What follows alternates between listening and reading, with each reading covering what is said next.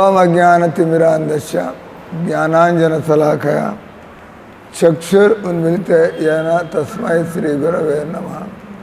శ్రీచైతన్యమనోభీష్టం స్థాపితం येन భూతలే స్వయం రూప కథా మహ్యం దదాతి స్వపదాంతకం. అందరి చేతులు ఎత్తారండి. జయ శ్రీకృష్ణ చైతన్య ప్రభు నిత్యానంద శ్రీ అద్వైత గదాధార శ్రీవాసాది గౌరభక్తవృంద. హరే కృష్ణ కృష్ణ కృష్ణ హరే హరే, హరే రామ రామ రామ హరే హరే, కృష్ణ కృష్ణ కృష్ణ హరే హరే, హరే రామ రామ రామ హరే. తో ఈ జూన్ నెల ప్రారంభమైంది. మనం గత 3 వారాలు చందన యాత్ర, ఈ ఎండాకాలంలో భగవంతుడికి సుఖాన్ని కలిగించడానికి మనం చందనం అరగదీసి భగవంతుడికి అంత పట్టించి, దీనివల్ల మన హృదయమే ఎంత సమయం మనం భగవంతుడి చింతనలో భగవంతుడి సేవలో గడుపుతాం, మన మనస్సు అంతా బాగుపడుతూ ఉంటుంది. ప్లస్ మనకి ఇంద్రియ తృప్తి. ఎవరైనా సైలెంట్గా వాళ్ళు చెప్పండి, నాన్ సెన్స్, అందరూ ఏదో విచిత్రం జరుగుతుంది. 8 గంటలకు మందిరం తెరుస్తారు, కూర్చోండి అని చెప్పండి. అందరూ ఏమైపోతుందని చూడక్కర్లేకండి. అరే సంబడి టేక్ రెస్పాన్స్. శారదమ్మ ఎవరిని వస్తే 8 గంటలకు తెరుస్తారు, కూర్చోండి సార్ అని చెప్పండి. వాళ్ళకేం అర్థం కాకుండా మందిరం మూసేస్తారా? అందరూ అటు చూడక్కర్లా, మీ పని మీరు చేసుకోండి. ఎవరికైతే డ్యూటీ ఉందో అక్కడ ఎవరిని వస్తే అటు పిలిచి ఇప్పుడు కూర్చొని 8 గంటలకు తెరుస్తారు. క్లాస్ నిద్రపోతూ ఉండం కదా. సో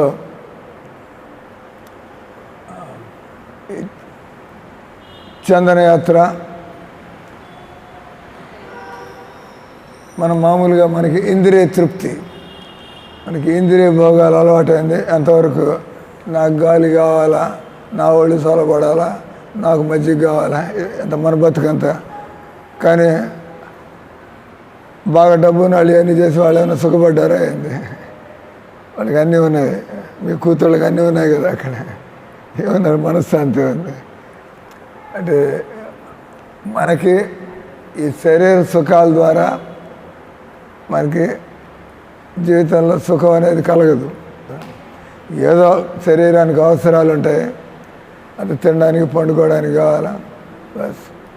ఇప్పుడు భగవంతుడికి, ఎందుకంటే ఆత్మకి సంబంధం భగవంతుడితో ఉంది. ఎంత భగవంతుడితో మనం అటాచ్ అవుతుంటే అంత మనకి జీవితంలో భయాలు పోతాయి, అంత జీవితంలో మన భోగాలు పోతాయి. అంతే కదా. భక్తి చేయకపోతే ఎత్తుక్కుంటూ ఉంటాం, భోగాలు ఎత్తుక్కుంటూ ఉంటాం. ఆ భోగాలు ఎత్తుకుంటే రోగాలు ప్రారంభం అవుతాయి. దొరికేదేం లేదు. మానవ జీవితం తపస్సు కోసం కదా. మానవ జీవితం క్రికెట్ చూడడం కోసం కాదు, సినిమాలు చూడడం కోసం కాదు, యూట్యూబ్లో వీడియోలు చూసుకుంటా కళ్ళు పోగొట్టుకోవడానికి కాదు. మానవ జీవితం మన 3వ నేత్రాన్ని, జ్ఞాన దృష్టి. ఎలా మనం ఈ ప్రపంచంలో ఎందుకు వచ్చాము, ఈ బాధలేంది, ఏం చేయాలా, ఎలా బయటపడాలా, అంతా కూడా జ్ఞాన దృష్టి.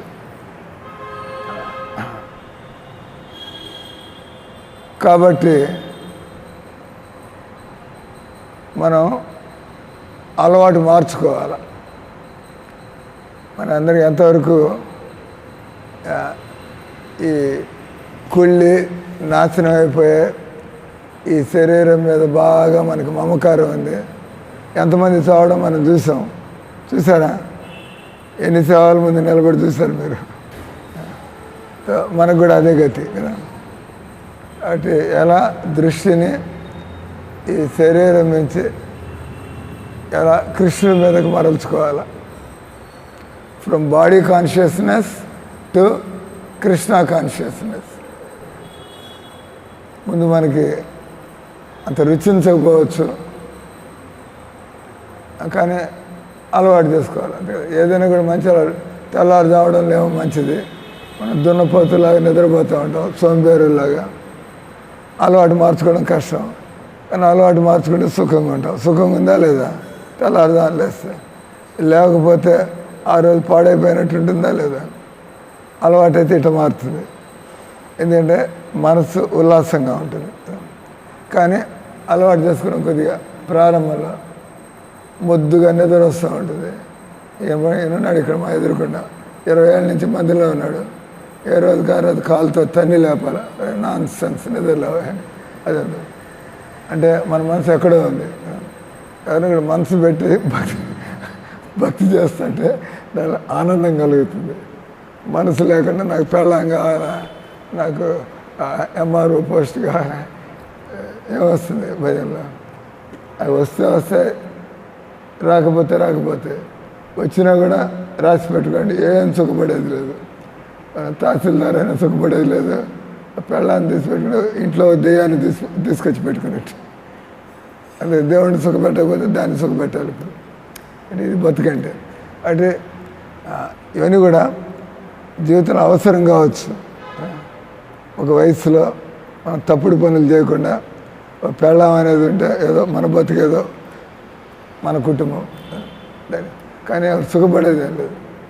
కానీ మనం తప్పులు చేసి కోర్టుల చుట్టూ తిరుగుతూ, మనం పోలీసులు స్టేషన్ చుట్టూ తిరుగుతూ ఇవన్నీ కాకుండా ఇది మనకి తెలియదు.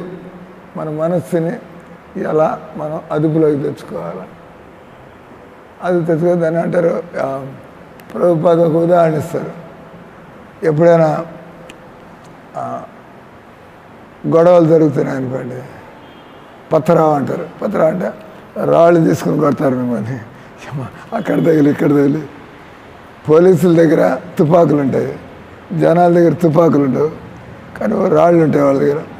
అంత గుంపు అంతా వెనకాల పడి రాళ్ళు కొడతారు. దానివల్ల పోలీసులు కొద్దిగా అదే దెబ్బలు తగిలితే కష్టమే కదా, కన్ను పోయి ఎముకలు ఇరిగి. బంకర్ అంటారు. బంకర్ అంటే పోలీసులు డాల్ అంటారు కదా, కత్తి డాలు. వాడి కత్తి మీద పడకుండా డాల్ అడ్డం పెట్టుకుంటారు. ఆ తర్వాత తీసి వాడి మీద దాడి చేస్తారు. అట్లాగే గృహస్థ జీవితం అంటే మనం ఎలా నేరాలు చేయడం, తప్పుడు పనులు చేయడం కానీ ఒక పద్ధతిలో ఉంటాం. కానీ ప్రయత్నం అక్కడ కూడా ఎలా మనస్సుని దేవుడి మీద తిప్పుకోవాలి. పని అదే.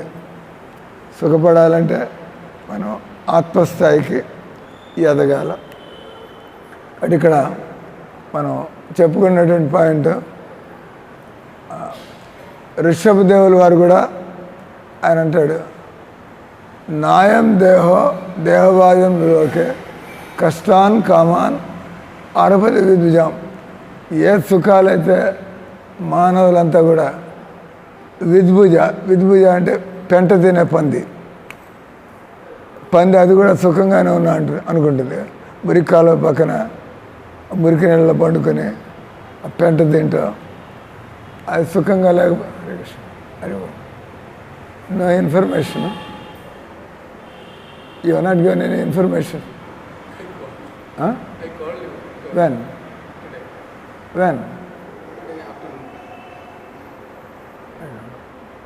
I don't know when I have seen the phone last time. Only afternoon you called.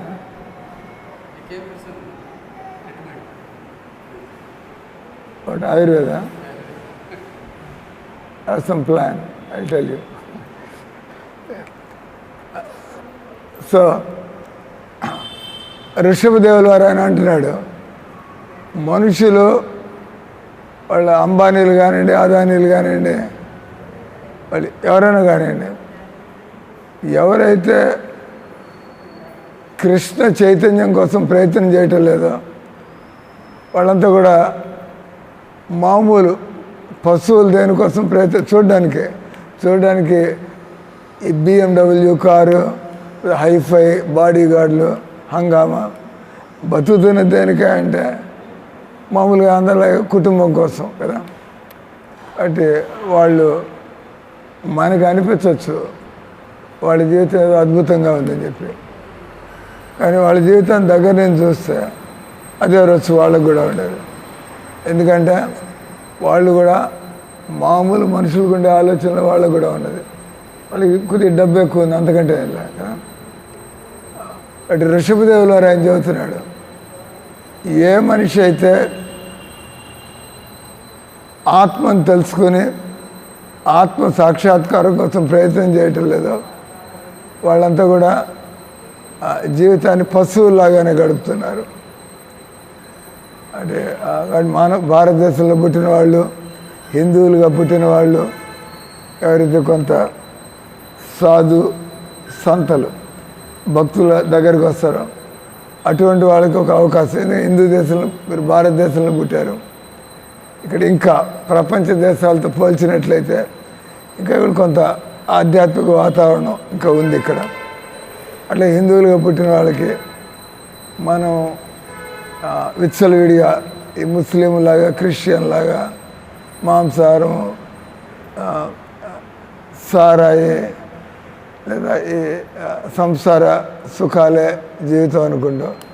వాళ్ళు కూడా మతాన్ని పాటిస్తున్నట్టు ఉంటుంది, కానీ వాళ్ళ జీవితంలో మతాన్ని పాటిస్తే వాళ్ళు మత మార్పిడి ఎందుకు చేస్తారు? వాళ్ళు మతాన్ని పాటిస్తే వాళ్ళు ఆవుని ఎందుకు చంపుతారు? వాళ్ళు మాంసం ఎందుకు తింటారు? వాళ్ళు డబ్బు కోసం ఎందుకు బతుకుతున్నారు?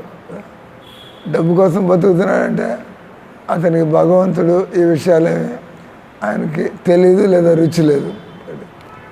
అంటే Prabhupada 3rd class, 5th class, 10th class. First class అంటే చాలా గొప్పది, 10th క్లాస్ అంటే పనికి మాలినాడు.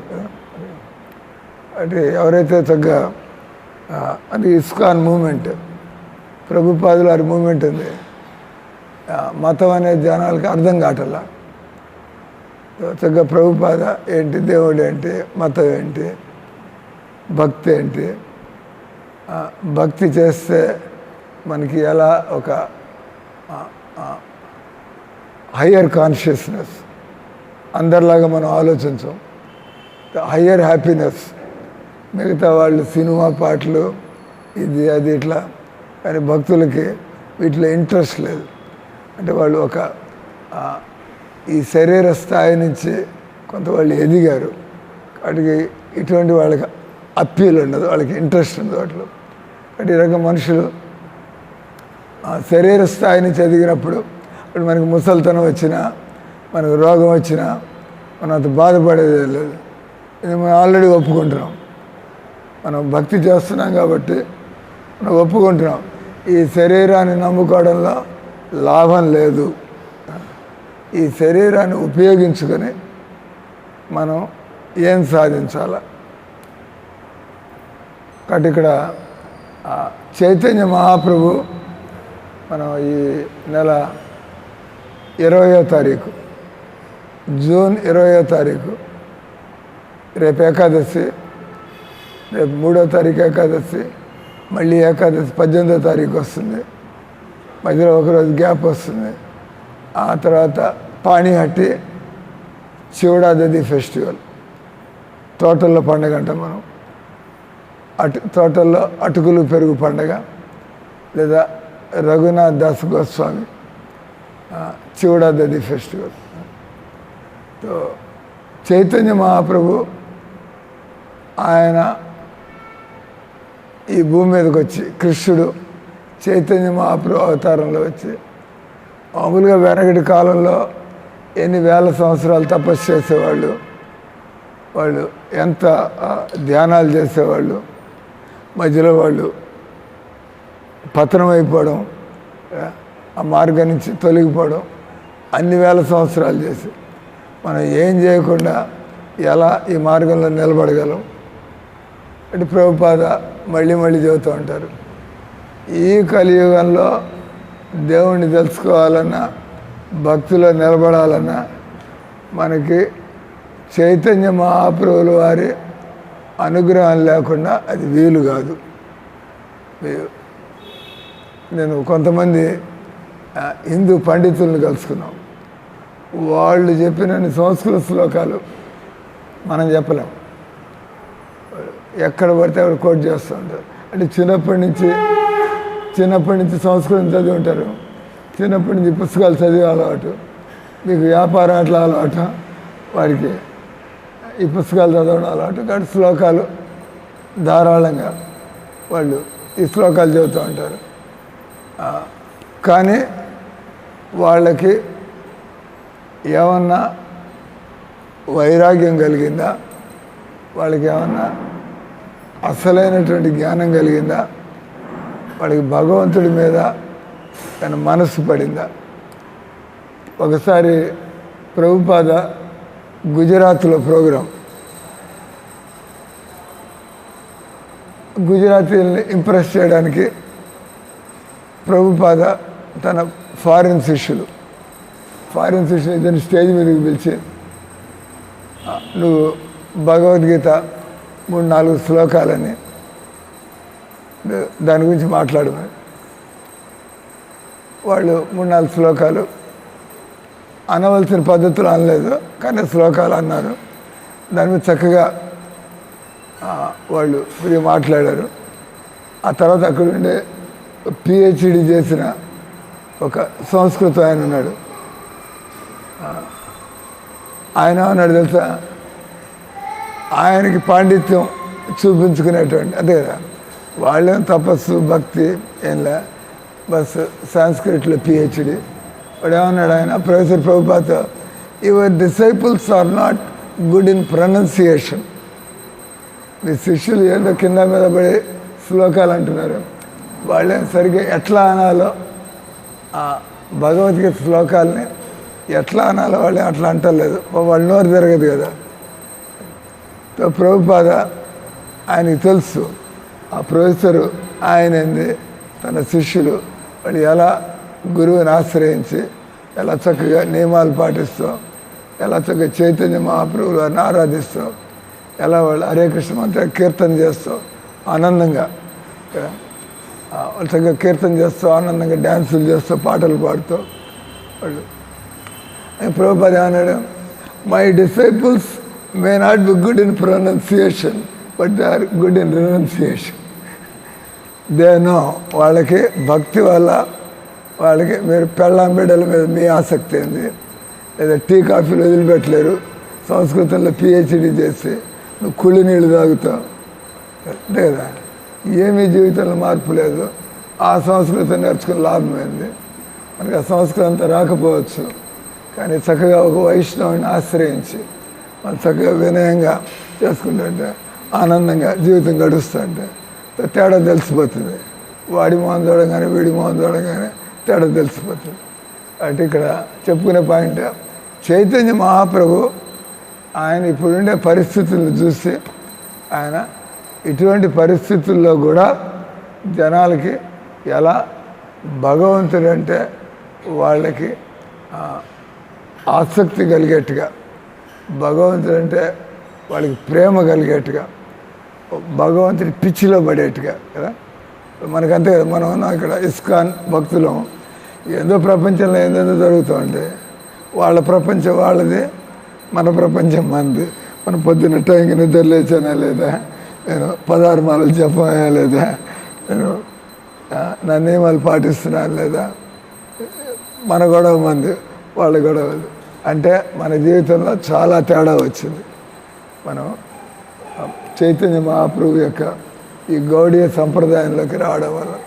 కాబట్టి చైతన్య మహాప్రభు ఏ రకంగా డాక్టర్కి అంటారు తెలుగులో సామెత, కీలెరిగి వాత పెట్టడం అంటారు. ఆ రకంగా భక్తులు ఎలాంటి వాళ్ళని కలుసుకుంటూ అంటే వాళ్ళకి ఎలా వాతలు పెట్టి వాళ్ళతో ఎలా మాట్లాడి వాళ్ళల్లో భగవన్నామం మీద శ్రద్ధ కలిగించాల. How to make them chant Hare Krishna.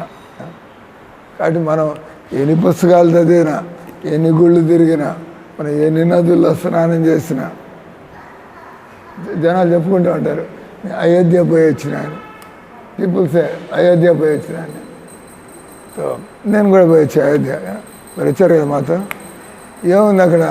సంప్రదాయం లేదు, పాడు లేదు. నో సంప్రదాయ, నో వైష్ణవ సంప్రదాయ, single Ram standing there. What is the point? No kirtan, no devotees, exhibition, Balakram బయటికి రావడం. ఏమవుతుంది? బతుకన్న మారుతుందా ఏంది? అట్లాంటి ఎన్ని మందిరాలు చూసినా, అట్లాంటి ఎన్ని యాత్రలు చేసినా బతుకు మారేదేం లేదు. మీరు ఇవన్నీ చూడకపోయినా కూడా మీరు అయోధ్య పోకపోవచ్చు, మీరు అక్కడికి ఇక్కడికి శ్రీరంగం పోకపోవచ్చు. కానీ మనం ఇస్కాన్ మందిరంలో కూర్చొని సరిగ్గా ఇట్లా కాలక్షేపం చేస్తే ఎక్కడ లేని భక్తి వచ్చిపోతుంది.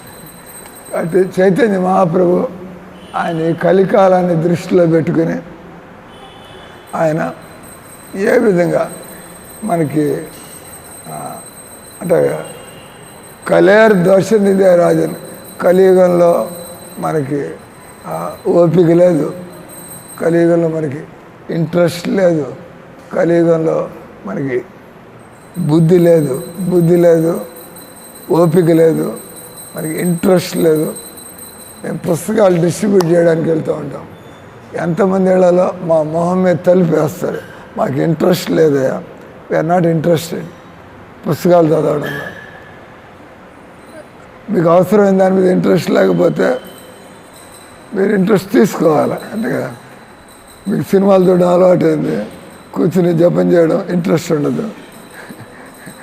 కాబట్టి ఇంకా నాకు ఇంట్రెస్ట్ లేదు సార్ నేను చేయను అంటారు, నరకానికి పోతారు. ఇంట్రెస్ట్ లేకపోయినా కూడా తీసుకోవాలి.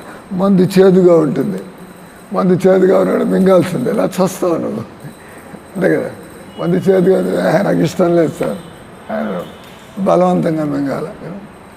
ఆ రకంగా మనం పూర్తిగా దారి తప్పిపోయినాం. మనకి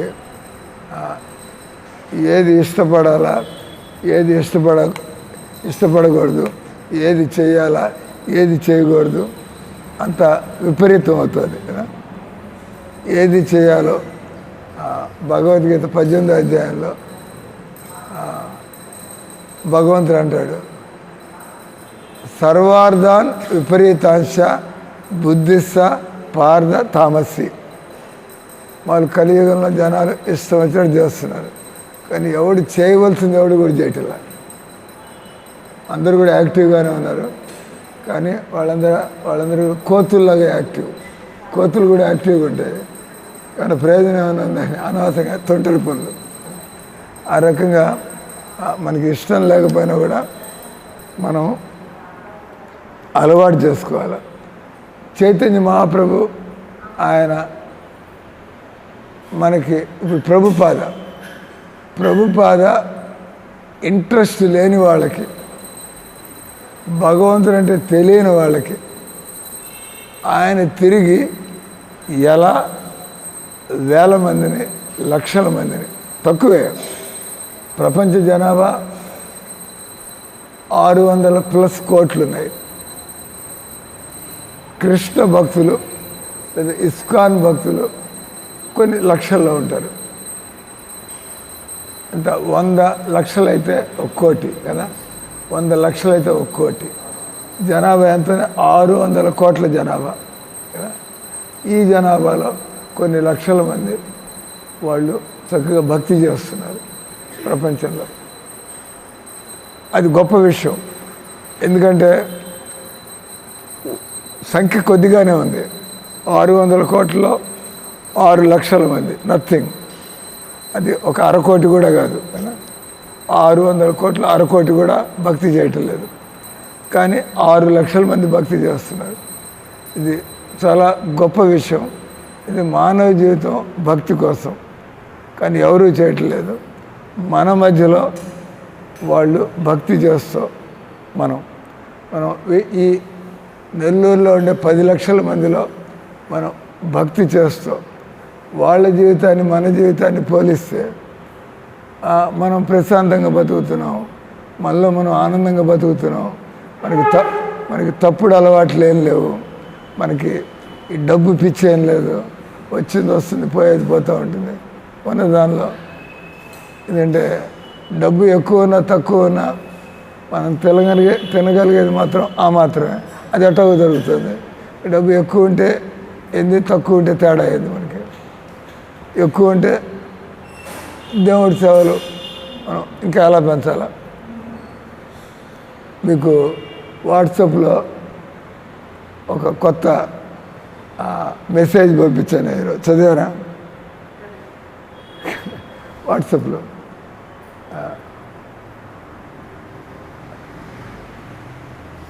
నేను మన నెల్లూరు భక్తుల మధ్యలో 3-4 చనిపోవడం చూసా.